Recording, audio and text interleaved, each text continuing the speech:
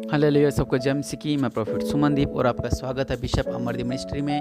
परमेश्वर आपको ब्लेस करे और आप आशीष हो। और आज का हमारा टॉपिक है कि आत्मिक उन्नति कैसे करें।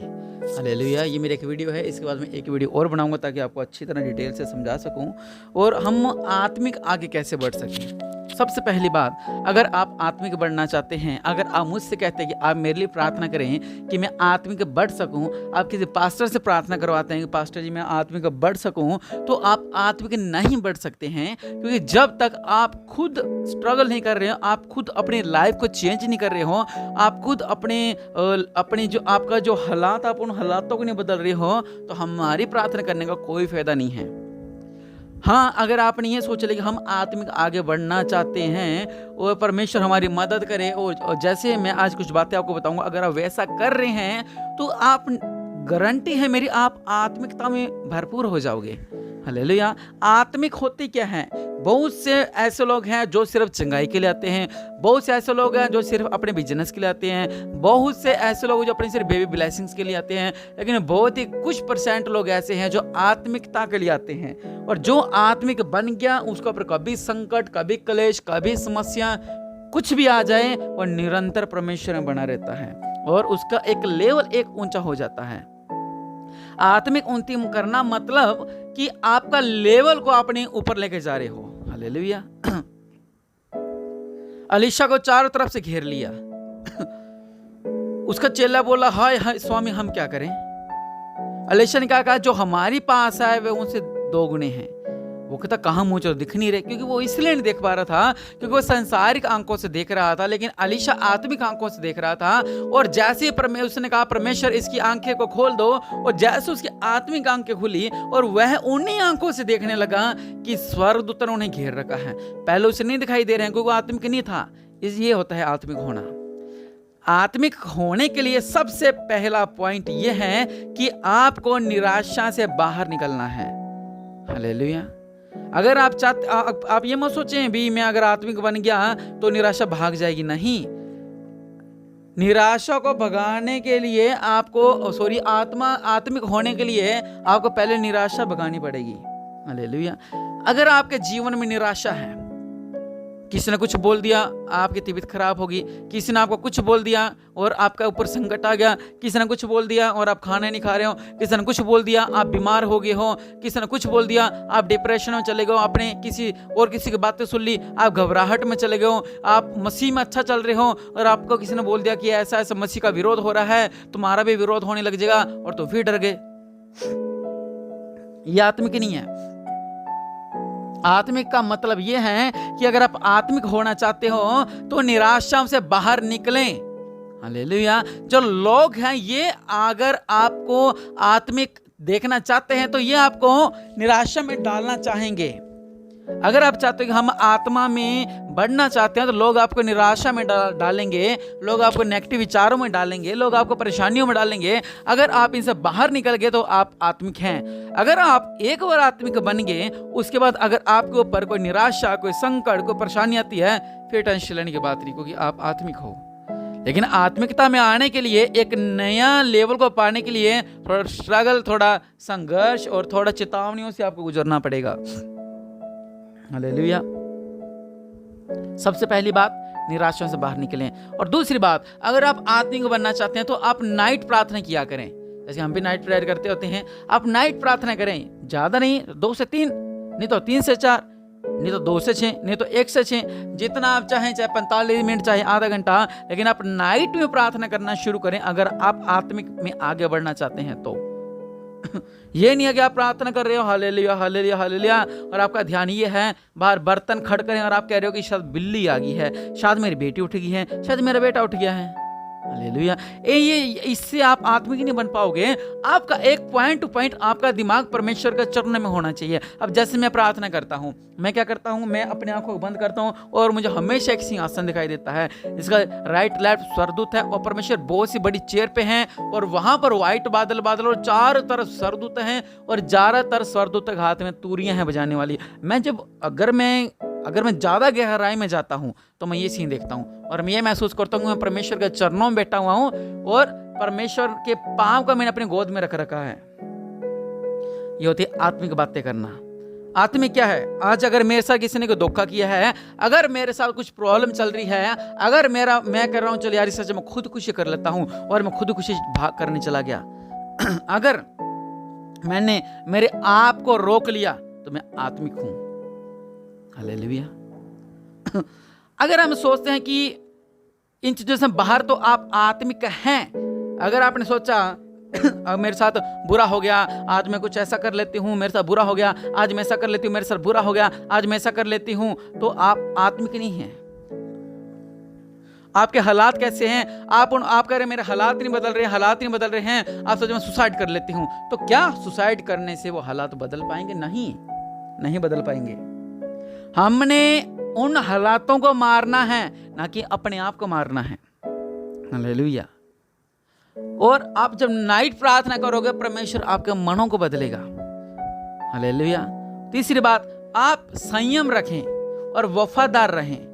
बहुत से ऐसे लोग जो संयम नहीं रखते हैं। अब्राहम को 99 साल की उम्र में संतान मिली, उसके बेटे को 20 साल की उम्र में संतान मिली, और क्या हुआ कि अय्यूब पे परीक्षाएं, संयम। इजरायली का जो रास्ता था वो बिल्कुल पास में ही था, यही 11-12 दिन का रास्ता था, लेकिन 40 साल इन्हें लग गए। हालेलुया। 40 साल। अगर वो बुड़बुड़ाते ना, क्योंकि उनमें संयम नहीं था, वो बुड़बुड़ाते रहे, परमेश्वर ने क्या दिया, परमेश्वर ने क्या दिया, परमेश्वर ने क्या दिया, वो बुड़बुड़ाते रहे, और उनका क्या हुआ? समय लगता रहा, समय लगता रहा, समय लगता रहा, समय लगता रहा, संकट मुसीबत आते रही, समय लगता रहा, समय। परमेश्वर हाथ नहीं छोड़ा, लेकिन उसका लेवल गिर चुका था उनका, क्योंकि वो बुड़बुड़ाते थे। इसलिए संयम रखें और बुड़बुड़ाए ना कभी भी। हाँ, मैं जानता हूं मेरे साथ भी ऐसे कई बार सिचुएशन हो जाती है कि हमारा मन करता है कि हम कहाँ पे आएंगे, किस लाइन में हैं, लेकिन बुड़बुड़ाए ना कभी भी। हालेलुया। जब वो एक पॉइंट होता है, आपके मन में शैतान ने डाला, जरूरी नहीं है, पास्टर के मन में भी शैतान डालता है कि तुम कहाँ है, तेरे साथ ऐसा हो रहा है, छोड़ इन बातों को, क्या कर, छोड़ दे परमेश्वर को। वो पॉइंट होता है, वहां पर हमें समझना होता है कि हम आगे खाई की ओर कूद दें या वहीं के वहीं रुक जाएं। हालेलुया। वो फैसला हमारे हाथ में होता है। इसलिए अगर आप आत्मिक बनना चाहते हैं तो अपने अंदर संयम रखें, अपने अंदर वफादारी को रखें कि हाँ, मैं परमेश्वर का वफादार हूं। जैसे वफादार का मतलब क्या है कि सब कुछ त्याग देना। क्या आप त्याग सकते हैं परमेश्वर के लिए अपने समय को? क्या आप त्याग सकते हैं परमेश्वर के लिए अपने जीवन को? परमेश्वर ने अपना इकलौता पुत्र त्याग दिया हमारे पापों की खातिर। अब्राहम ने अपना इकलौता पुत्र त्याग दिया, किनके लिए? पाप मिटाने के लिए। हालेलुया। परमेश्वर ने बलि मांगी थी और लास्ट में क्या हुआ? परमेश्वर ने जीवन दिया। हालेलुया। तो ऐसा हमें आगे बढ़ने के लिए ऐसा करना है। नहीं तो हम क्या करते हैं कि अगर हमें डर लगता है, हम क्या कहते हैं, आज लाइट जगा के सोएंगे, क्योंकि हम आत्मिक नहीं है। बाहर वॉशरूम जाना तो कहेंगे मेरे साथ चलो, मम्मी चलेगी, नहीं तो भाई चलेगा, कोई ना कोई चाहो मेरे साथ, बाहर अंधेरा है। हम डरते हैं, हम घबराते हैं कि कहीं हमारे साथ कुछ हो ना जाए, कहीं कुछ हो ना जाए। मेरे घर में छिट्टे आ रहे खून के, अब हम क्या करें? मेरे पति जो है नशा नहीं छोड़ रहा, मेरे बेटे का जीवन नहीं बदल रहा है, मेरी बेटी का जीवन नहीं बदल रहा है, मेरे दामाद का जीवन नहीं बदल रहा है, मेरा दामाद नशे नहीं छोड़ रहा है, हमारे घर से बीमारियां नहीं जा रही हैं, हमारे घर से संकट नहीं जा रहा है, हमारे बिजनेस नहीं आगे बढ़ रहा है, हमारे पर संकट आ रहे हैं, हमारे पर मुसीबतें आ रही हैं। हम इन फंस कर रह जाते हैं इन बातों के अंदर, क्योंकि शैतान हमें उठने नहीं देता। हम क्या करते हैं? एक मुश्किल आती है, एक और मुश्किल आती है, एक और मुश्किल आती है, हम पहले मुश्किल देख के कहते हैं हालेलुया, दूसरी मुश्किल आती कहते हैं हालेलुया, तीसरी आती कहते हैं हालेलुया, चौथी आती कहते हैं हालेलुया, पांचवी आती कहते हैं हालेलुया, छठी आती है हालेलुया, सातवीं में हालेलुया। तो जब 10 तक पहुंचते हैं तब आवाज ही निकलना बंद हो जाती है, क्योंकि हम पहली समस्या को देख के घबरा गए। आप देखिए, एक संकट आया, अब आप एक थीम तैयार करें अपने आंखों के अंदर कि एक संकट आपके ऊपर आ रहा है। आप एकदम जेंटलमैन बनकर, परमेश्वर का हथियार पहनकर, जो परमेश्वर का हथियार है वचनों का हथियार पहन के आप खड़े हुए हो। आपके घर में गरीबी आ गई, आपने उसका पांव के नीचे रखा, बोला हालेलुया। आपके घर में नशा आ गया, आपने उसका पांव के नीचे रखा और कहा हालेलुया। आपके ऊपर संकट आ गया, आपने उसका पांव के नीचे रखा और बोला हालेलुया। आपके घर में गरीबी, आपके घर में कर्ज, आपके घर में संकट आ गए, आपने पांव के नीचे रखा और कहा हालेलुया। तो उस बात में इस बात में बहुत अंतर है। इंसान एक ही वो आप हो, लेकिन अगर आप बैठ गए तो शैतान आपके ऊपर कूदेगा। अगर आप शैतान के ऊपर बैठ गए तो आप शैतान को प्रकुद्दोगे। इस बात को हमेशा अपनी लाइफ में याद रखना। जब भी आपको लगे कि मैं निराशा में जा रहा हूँ, मेरी आत्मिक उन्नति नहीं हो रही है, तो समझो आपने ये प्रार्थना करनी है कि परमेश्वर मेरी आत्मिक उन्नति हो सके, और शैतान को डांटना है। और शैतान भागेगा क्योंकि वो पहले से हारा हुआ है, लेकिन वो भरमाने बहुत आता है। शैतान हमें हर पल भरमाता है, तो ऐसा कर ले, ऐसा कर ले, ऐसा कर ले, लेकिन सिचुएशन से निकलना हमारे हाथ में है। हमारे ऊपर, मेरे ऊपर भी कुछ ऐसे संकट आए, लेकिन वो मोड़ जो थे लाइफ के, वो बहुत ही खतरनाक सीन थे वो, लेकिन उसमें से निकलना मेरे हाथ में था और मेरे हाथ में है। अगर मैं उन चीजों से बाहर, अगर मैं वहां पे फंस के बैठ गया, तो मेरा क्या हो जाएगा, मैं बस जीवन खराब हो जाएगा मेरा। लेकिन उनसे बाहर निकलो, चाहे धीरे धीरे निकलो, लेकिन निकलो।